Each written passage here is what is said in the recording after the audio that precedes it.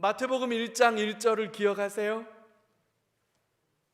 아브라함과 다윗의 자손 예수 그리스도의 계보라, 이렇게 시작되죠. 1장과 2장은 예수님은 누구신가? 라는 질문을 가지고 그분을 아브라함의 자손으로, 다윗의 자손으로, 그리스도로 소개하는 거에 초점을 가지고 있어요. 아브라함의 자손이니까 이스라엘 오브 이스라엘이 되는 거죠. 다윗의 자손이니까 이스라엘의 진짜 왕이시다, 이렇게 되는 거예요. 그리스도시다, 메시아라고 예수님을 소개하는 거예요. 그렇게 해서 1장 2장이 가고 3장과 4장은 예수님이 메시아로서, 그리스도로서 당신의 공적인 사역을 진행해 가시기 위한 준비, 어떤 준비의 과정들이 있었나, 어떤 일들을 준비했느냐라고 하는 그 준비의 과정에 초점을 두고 있습니다. 그래서 이제 3장과 4장에는 메시아의 공적인 사역을 앞두고 예수님의 그 사역을 준비하는 내용을 설명하고 있어요. 그래서 4장까지 이게 맞춰지면 5장부터 5장, 6장, 7장은 우리가 잘 아는 것처럼 그 유명한 산상수훈이 되는 겁니다. 자, 그래서 이제 오늘부터는 마태복음이 가지고 있는 핵심적인 관심, 메시아의 공적 생애를 위해서 어떤 준비가 있었나라고 하는 것에 초점을 두고 한번 살펴보도록 하지요. 예수님의 공적인 사역을 준비하기 위해서 가장 먼저 등장한 인물은 세례 요한입니다.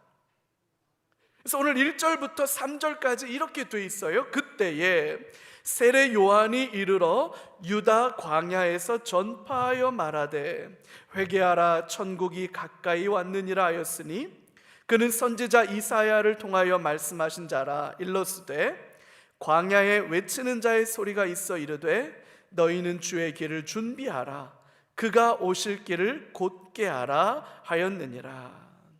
세례 요한이 어떤 사람인지를 소개하고 있죠. 그는 주의 길을 준비하는 자다, 이렇게 세례 요한을 소개하고 있어요. 거칠고 황량한 광야에서 살아가던 사람입니다. 사막이죠. 광야는 사람이 사는 곳이 아니에요. 사람이 살기에 적합한 곳이 아니죠. 근데 왜 세례 요한은 광야에서 살아갔을까? 뿐만 아니라 광야에서 외치는 자의 소리다, 이렇게 그를 설명합니다.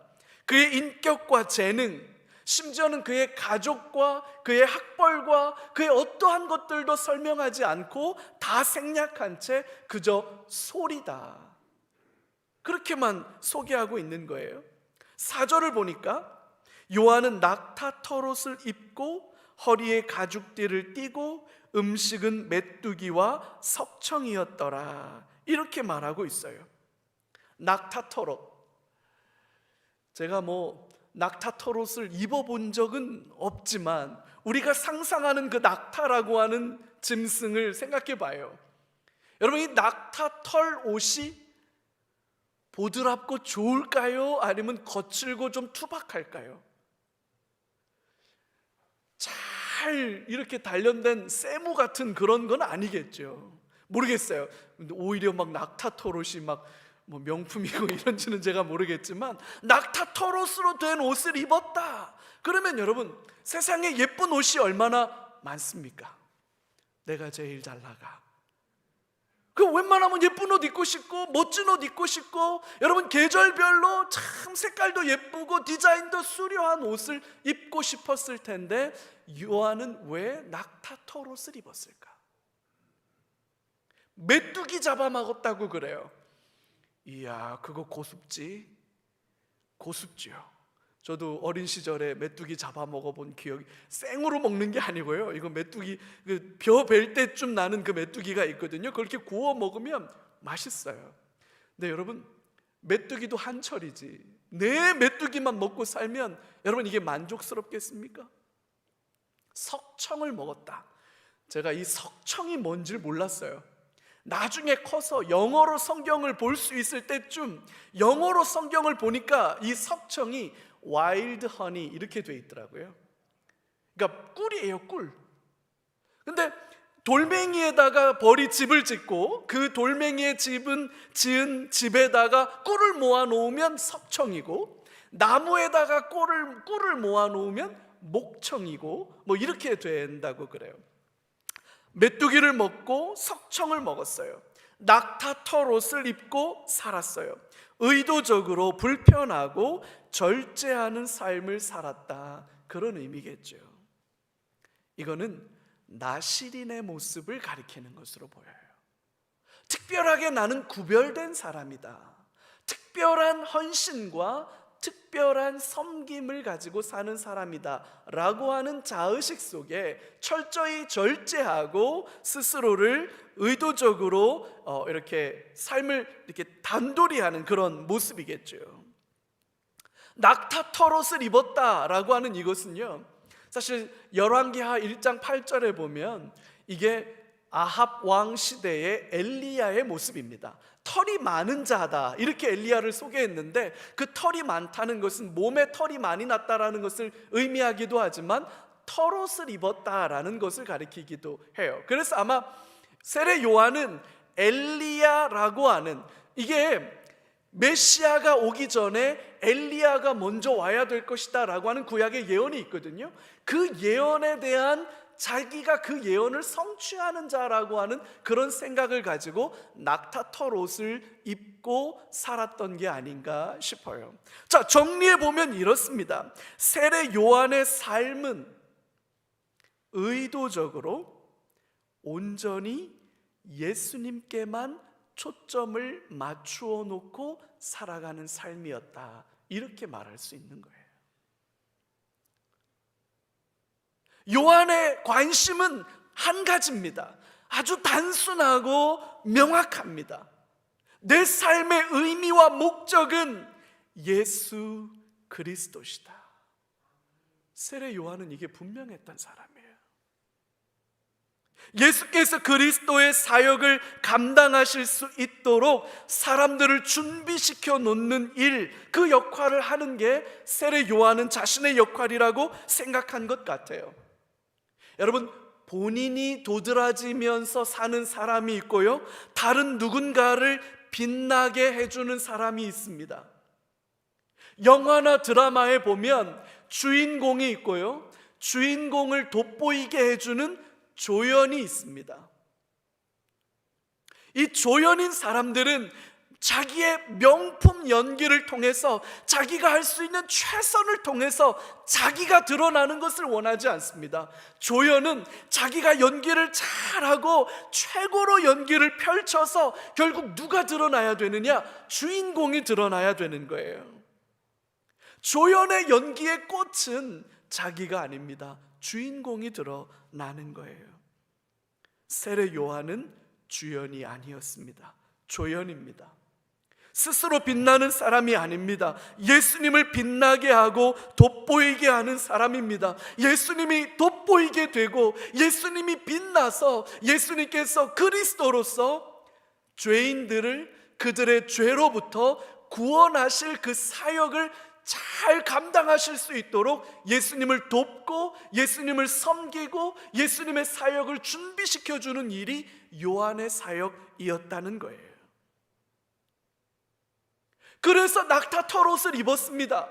그래서 광야에서 살았습니다. 불편하지요. 여러분, 맛있는 게 얼마나 많습니까? 멋진 것들이 얼마나 많습니까? 요한이 그걸 몰라서 안 하는 게 아닙니다. 할 수 없어서 안 한 게 아닙니다. 본인이 스스로 내 삶의 의미와 목적은 예수가 예수로 드러나고 예수가 그리스도로 드러나지는데 자신의 삶이 있다고 생각했기 때문에 그는 기꺼이 낙타털 옷을 입었습니다. 광야에서 살았습니다. 메뚜기 잡아먹고 살았습니다. 석청 잡아먹고 살았습니다. 왜요? 예수가 돋보이기를 원했기 때문이에요. 예수가 드러나기를 원했기 때문이에요. 예수가 존귀하게 여김받기를 원했기 때문이에요.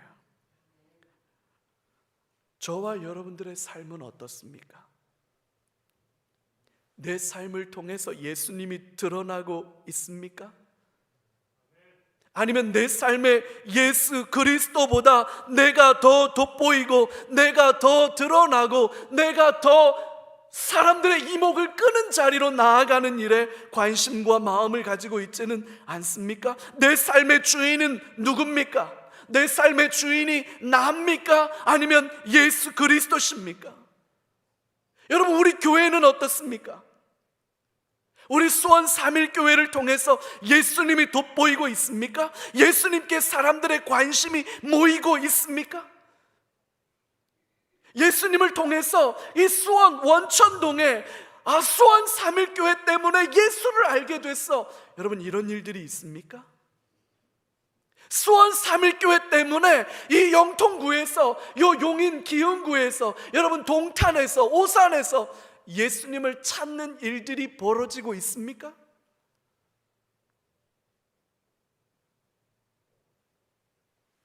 여러분, 이게 바로 성도고 교회예요. 예수님은 이런 성도의 삶을 세상의 소금이고 빛이라고 말씀하시는 거죠. 교회도 마찬가지입니다. 예수님은 보이지 않고 목사가 보이고 장로가 보이고 전통과 관행이 보인다면 여러분, 그건 건강한 교회가 아닙니다. 목사는 감추어져야 합니다.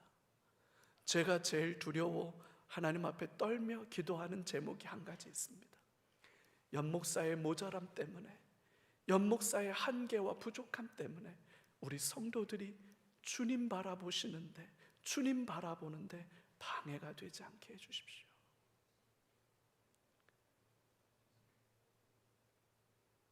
누구도, 이 교회에서 누구도 예수님보다 도드라져서는 안 됩니다.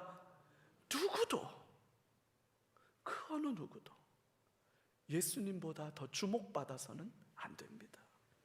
오직 예수님만 드러나야 하고 예수님만 높임받아야 하는 거예요. 그게 세례 요한의 삶이었어요. 세례 요한은 그 단순한 목적 한 가지를 붙들고 살았어요. 사람들은 세례 요한의 사역에 반응합니다. 오늘 5절에 보니까 이때에 예루살렘과 온 유대와 요단강 사방에서 다 그에게 나아왔다, 이렇게 말하고 있어요.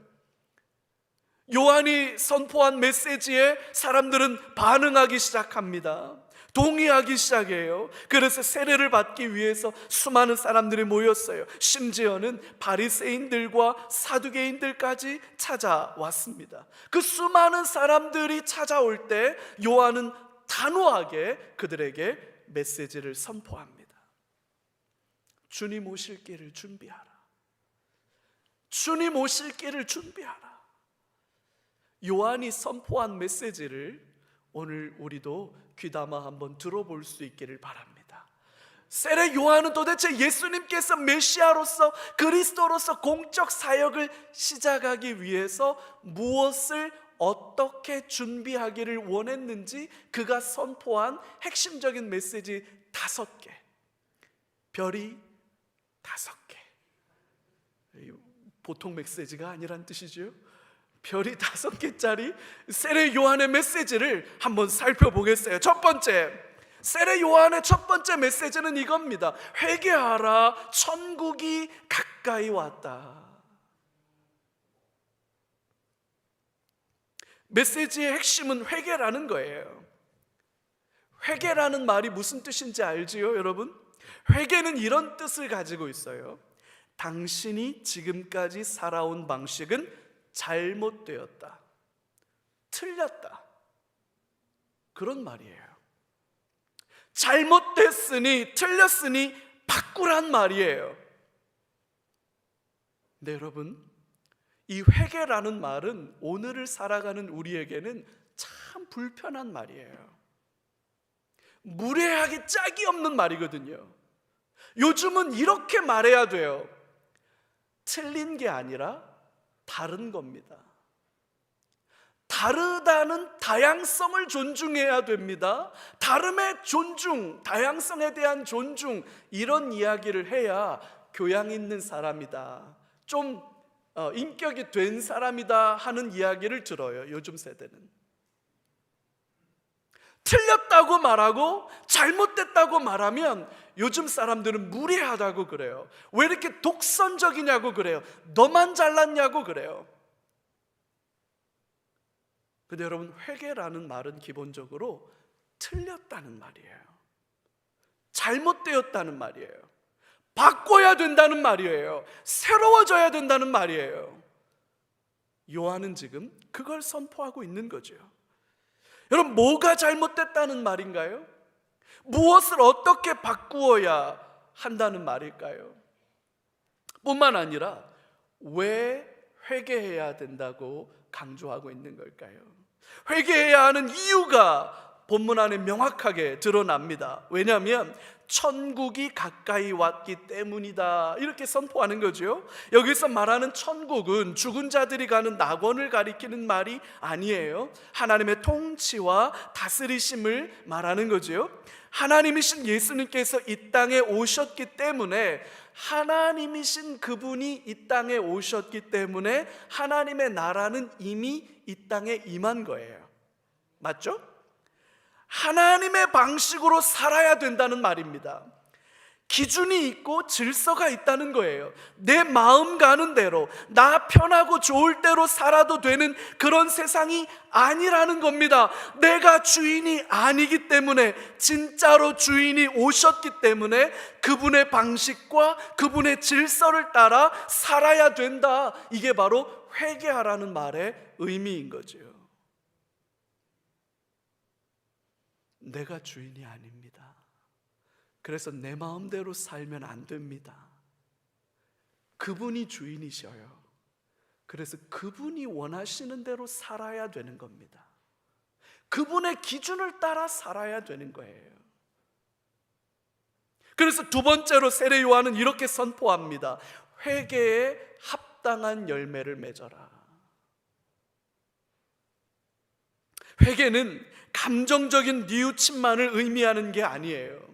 잘못을 인정하고 하나님의 방식대로 살아가는 구체적인 결단과 변화가 수반될 때, 그것이 진정한 회개입니다. 우리 공부해봐서 다 알죠. 시험 점수 받아보고 나면 다 무슨 생각합니까? 내가 다음엔 열심히 하리라. 근데 맨날 다음에만 열심히 하는 거잖아요. 그 맨날 다음에만 열심히 해. 누가 성적 올라갑니까? 이번에 열심히 한 애들이 성적 올라가는 거예요. 다음에 열심히 하는 애들은 매번 다음에만 올라가요. 그러니까 오늘 못 누리는 거예요. 회개는 마음의 결단이고, 그 마음의 결단이 삶으로 나타날 때 회개라고 그러는 거예요.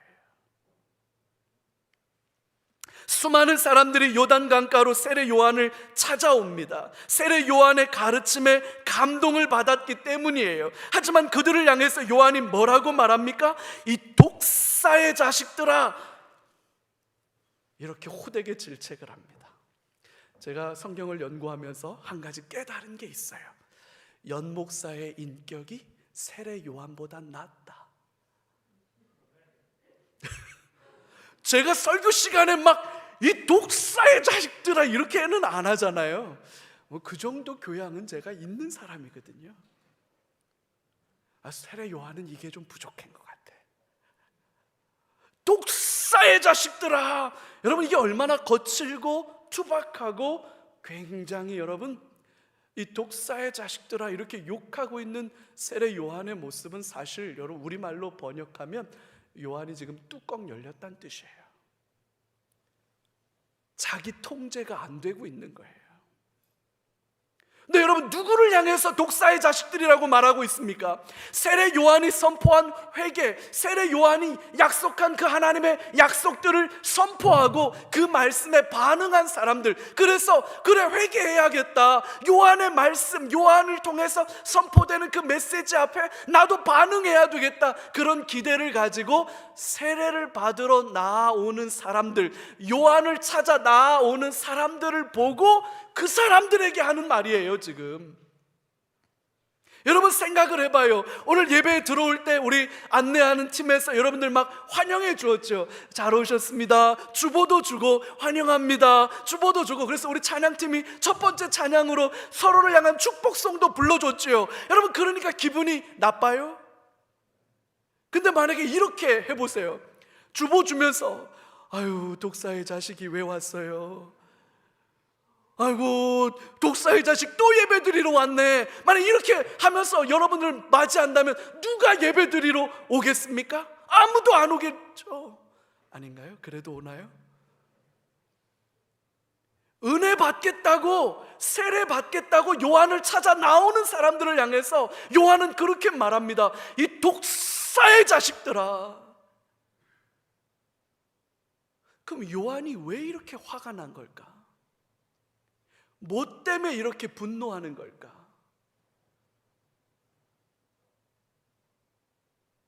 왜 이렇게 독하고 악한 말을 사람들에게 막 하는 걸까? 이거는 아마 요한의 열정일 거예요. 요한의 안타까움일 거예요. 너무나도 안타까운 마음 때문에 그 구물구물 세례받겠다고 기어 나오는 심령들을 바라보면서 야 이 독사의 자식들아, 야 이 독사의 자식들아, 이런 너무나도 거칠고 너무나도 절제되지 않는 이 무서운 말들을 쏟아내는 건 요한의 그 열정일 건데, 이런 거 아닐까요? 삶이 달라지지 않는 너희들의 모습, 회개한다라고 말하지만 삶은 정작 달라지지 않는 너희들의 모습, 예수의 인격과 예수의 믿음으로 성숙해 가지 않는 너희들의 그 연약함, 성령의 충만함으로 변화를 받아 새 사람이 되고 그리스도의 장성한 분량이 충만한 데까지 이르도록 성장해 가야 되는데, 성숙해 가야 되는데 그러려고 하는 열정도 없고 그러려고 하는 헌신도 없고 그러려는 결단도 없는 너희들의 그 얄팍하고 얕은 그 모습,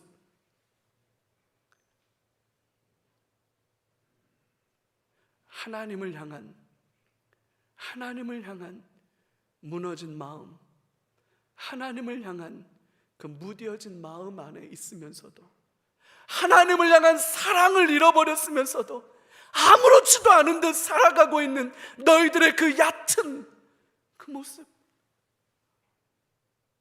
세례 요한은 그 모습을 더 이상 봐줄 수 없다고 말하는 거예요. 야 이 독사의 자식들아, 야 이 독사의 자식들아. 여러분, 머리로 아는 것만으로는 신앙이라고 말할 수 없는 겁니다. 머리로 알지만 삶으로 사라지지 않아. 여러분, 이게 대수롭지 않은 일이라고 여긴다면 여러분 긴장하셔야 합니다. 내가 믿는 것이 사라지지 않아. 내가 믿는 대로 사라지질 않아. 여러분, 이게 대수롭지 않는 일들로 여겨진다면 여러분, 요한은 그런 저와 여러분들을 향해서 그렇게 말하는 거예요. 야 이 독사의 자식들아, 누가 너희로 하여금 임박한 진노를 피하라고 하더냐. 무서운 말이에요. 굉장히 무서운 말이에요. 달라지지 않고 변하지 않고 새로워지지 않고 늘 그 모습 그대로 살아가고 있는 우리의 모습이 어쩔 수 없어. 나만 그래? 다 그래. 합리화할 수 없다는 이야기를 요한은 하고 있는 거예요. 세 번째로는 이렇게 말합니다. 아브라함이 우리 조상이라고 생각하지 말라. 아브라함이 우리 조상이라고 생각하지 말라. 이스라엘 민족의 가장 큰 착각이지요. 하나님께서는 아브라함을 선택하셨다. 그리고 아브라함에게 그의 자손을 하늘의 별과 같고 바다의 모래와 같게 하시겠다고 약속하셨다. 그 아브라함의 자손인 우리에게 하나님의 구원의 은총이 임한다. 이게 이스라엘 백성들의 흔들리지 않는 시몬스 침대 신앙 고백입니다. 근데 요한은 뭐라고 말합니까? 틀렸다고 말합니다. 민족적인 혈통은 아무런 의미가 없다고 말합니다. 길가의 돌멩이로도 아브라함의 자손이 되게 할 수 있다, 그렇게 말합니다. 길가의 돌멩이라는 건 흔하디 흔한 거예요. 그냥 발에 걸리고 치이는 게 길가의 돌멩이거든요. 아무것도 아니라는 거예요. 아브라함의 자손, 그거 아무것도 아니야. 그거 아무것도 아니야. 그거 의지하고 있었어? 그거 붙들고 있었어? 정말 웃긴다, 그렇게 말하고 있는 거예요. 여러분, 때로 우리는 말도 안 되는 것을 의지하며 그것으로 우리의 신앙을 설명하는 경우가 있습니다. 신앙생활 오래 했다라고 하는 신앙생활의 연수가 나의 믿음을 전부 다 설명하는 게 아닙니다. 직분이 나를 설명하는 것도 아니에요. 목사가, 장로가, 권사가, 안수집사가 그 사람의 믿음과 성숙을 설명하는 게 아닙니다. 목사 중에도 구원받아야 할 사람들이 적지 않는 줄 압니다. 장로 중에도, 권사 중에도 그런 사람들이 적지 않을 거라고 저는 생각해요. 여러분, 제 말이 신앙생활 오래 하신 분들을 우습게 여겨도 좋다, 그런 말씀으로 드리는 말 아닙니다. 신앙생활 오래 하신 분들의 헌신과 섬김은 존귀하게 여겨주어야 합니다. 우리 장로님들과 권사님들과 안수집사님들의 믿음을, 그 직분을 아무것도 아니라고 말하는 게 아닙니다. 장로님들의 신앙과 믿음이 귀하고 소중하게 여겨야 합니다. 우리 권사님들의 헌신과 믿음을 여러분 정말 귀하고 아름답게 여겨야 합니다. 그러나 여러분, 그게 오늘의 나를 설명하는 것은 될 수 없다는 거예요. 신앙생활 오래 했다는 것이 나의 믿음을 설명할 수 없어요. 목사라는 타이틀이 여러분 저의 믿음을 입증해낼 수 없습니다. 허울에 갇혀서 살아서는 안 돼요. 우리는 물어야 합니다. 나는 예수님을 사랑하나? 진짜로 예수님이 내 삶의 유일한 소망이고 예수님만이 내 삶의 구원자가 되시나?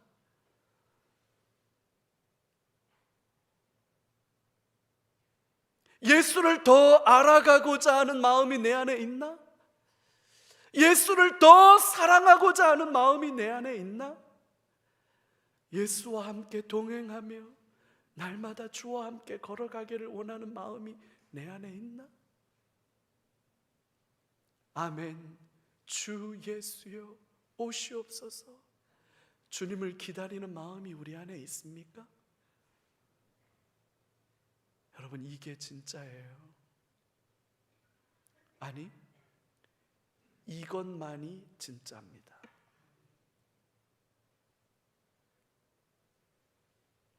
네 번째는 요한이 이렇게 말해요. 이미 도끼가 나무 뿌리에 놓였다. 요한은 임박한 하나님의 심판을 강조합니다. 좋은 열매를 맺지 않으면 가차 없이 잘라서 불에 던져 넣을 것이라고 말합니다. 여러분, 제가 과수원집 아들이에요. 그래서 이거 조금 알아요. 나무가 열매를 잘 맺게 하려면 가지치기를 잘해야 합니다. 잘라낼수록, 가지를 많이 잘라낼수록 남겨진 가지로 영양분이 모이게 돼 있어요. 그래서 가지치기를 많이 하면 많이 할수록 남은 열매가 튼실합니다. 아끼지 말아야 돼요. 아니다 싶으면 가차없이 잘라냅니다. 농부에게는 너무나 당연한 상식이에요. 요한은 지금 그걸 말하고 있습니다. 가차없이 잘려나갈 수 있다는 것을 명심하라고 말합니다. 하나님께서는 어떤 경우에는 사랑으로 오래 참고 기다려 주시기도 하지만 어떤 경우에는 가차없이 정의의 심판을 집행하시는 분이라는 사실을 우리는 알아야 해요. 노아의 홍수 때 그랬죠. 사람들은 사랑의 하나님을 노래하는 것을 좋아해요. 사랑의 하나님을 말할 때는 누구도 거부하지 않습니다. 심지어는 다른 종교를 가진 사람들도 사랑의 하나님, 하나님의 사랑을 말할 때는 좋아해요. 연합할 수 있다고 말합니다. 하나 될 수 있다고 말합니다. 물론 하나님은 사랑이시지요. 하지만 여러분, 하나님의 한 면이 사랑이시라면 또 다른 면은 정의예요. 심판이지요. 책임을 묻고 대가를 지불하게 하십니다. 여러분, 여기에는 예외가 없어요. 이 예외 없고 가차 없는 정의가 십자가 위에서 나타난 거 아닙니까? 우리 예수님이 엘리 엘리 라마 사박다니, 나의 하나님 나의 하나님 어찌하여 나를 버리시나이까? 라고 절규할 때 하나님은 눈을 감아버리셨어요. 가차 없는 거예요.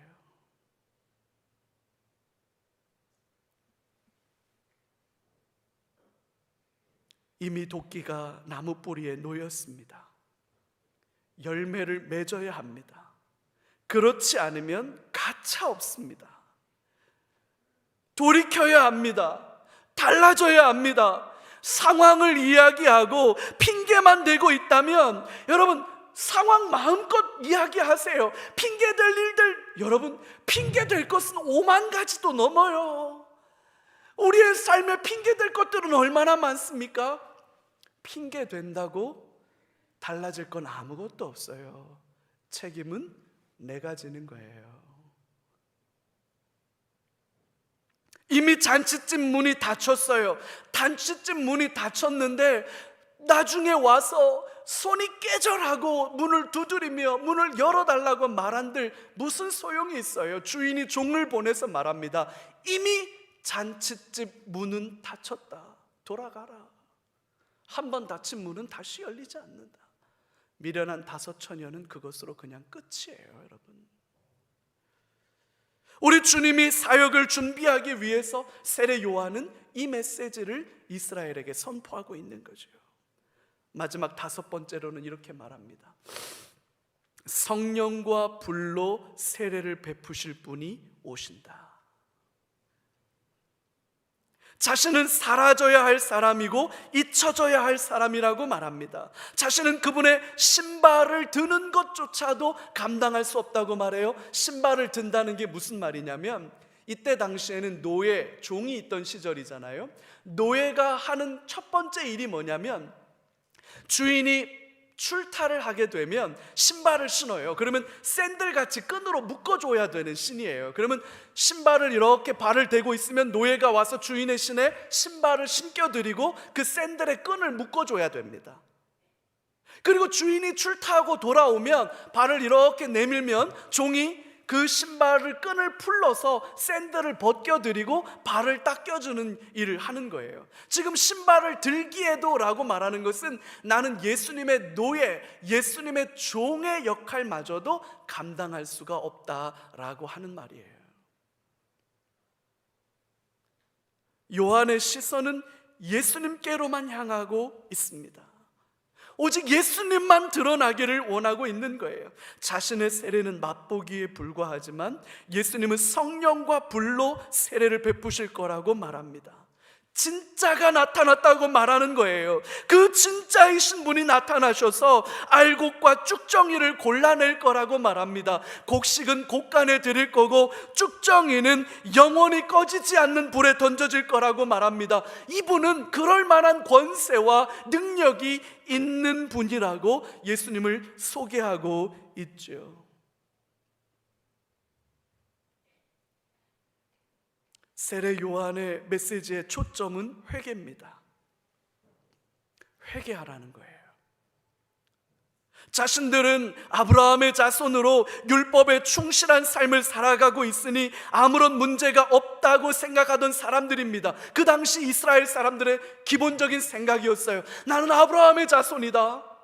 난 정통파 유대인이야. 나 그리고 율법을 지키고 있어. 내겐 아무런 문제가 없어 라고 생각하던 사람들에게 요한은 틀렸다고 말합니다. 너희들은 지금까지 잘못 살아왔다고 말합니다. 요한의 메시지는 불편했을 거예요. 별로 공감이 되지 않았을 거예요. 오히려 그 사람들은 이렇게 생각했을 겁니다. 문제는 로마가 우리를 지배하고 있는 데 있는 거 아니겠습니까? 그래서 그들이 불의한 통치로 인해서 많은 사람들이 죽고 빼앗기고 비참하게 살아가고 있는 것, 정치가 문제 아닙니까? 사회 제도가 문제 아닙니까? 그래서 정치를 바꾸고 사회를 바꿔야 되는 것 아닙니까? 로마를 몰아내야 되는 것 아닙니까? 사람들은 다 그렇게 생각하는데 요한은 말합니다. 아니라고 말합니다. 너희들 틀렸다고 말합니다.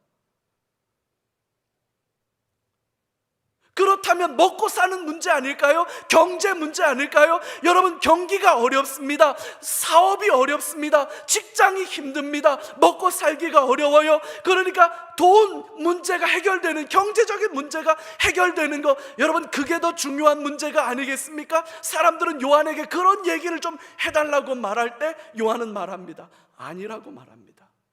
그것도 아니라고 말합니다.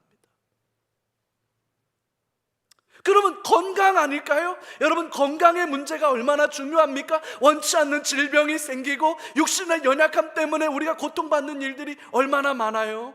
자녀들이 학교에 진학을 하고 취업을 하고 결혼을 하는 자녀들 문제, 우리의 얼마나 관심 많습니까? 그런 이야기를 좀 해주십시오라고 말할 때 요한은 말합니다. 그것도 아니라고 말합니다. 그것도 아니라고 말합니다. 그럼 뭡니까? 뭡니까? 요한은 이렇게 말합니다.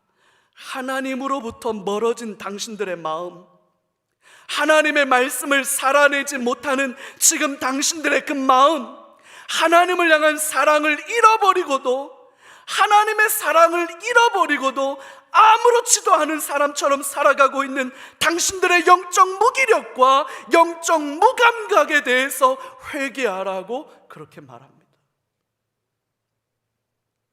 주님을 사랑하지 않고 있으면서도 마치 아무 일도 없는 사람들인 것처럼 뻔뻔하게 살아가고 있는 당신들의 허상을 회개하라고 이야기합니다. 삶이 달라져야 하는데 눈꽃만큼 달라지지도 않으면서 어쩔 수 없다고 핑계대고 상황을 이야기하려고 하는 당신들의 그 얄팍함을 회개하라고 말합니다.